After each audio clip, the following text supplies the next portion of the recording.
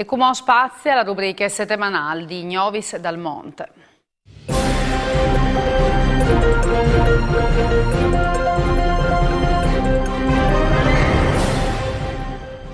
Lo viaggiamo che sta appuntamento di Novis dal Monte, dal Lussemburg, dove che domenica di Ginov di Mai a Bonvois si sono celebrati 60 anni dal Fogolar Furlan.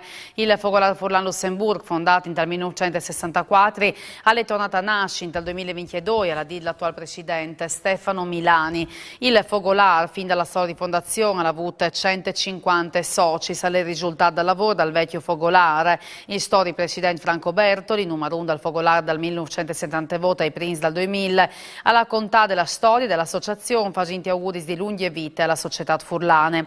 Dal Friuli sono arrivati il consigliere regionale Andrea Carli e il consigliere dell'Ente Friuli dal Monte, Gabriele Piemonte, ma anche il presidente dal Fogolar Furlan di Bruxelles, Daniele Moruzzi. All'evento è stata presentata la mostra Il Curtis di Magnà in Lussemburg, curata dal consorzio dei Curtisars di Magnà. Dalle autorità presenza anche Damiano Rampini, vice sovrestante di missione all'ambasciata italiana di Lussemburg, Marc Di Bartolomeo, vicepresidente della Camera dei Deputats, e Dan Biancalana, originari di Andreis e Shindig della città di Dudelange, quarte citate dal Lussemburg.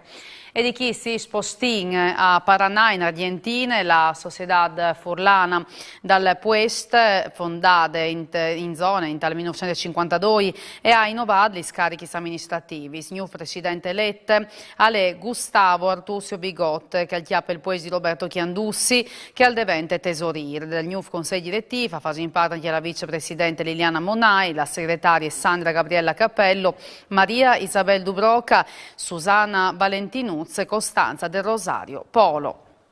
E per usgnota le tutte, vi saltano domani sera sempre alle stesse ore. Mandi e buone serate.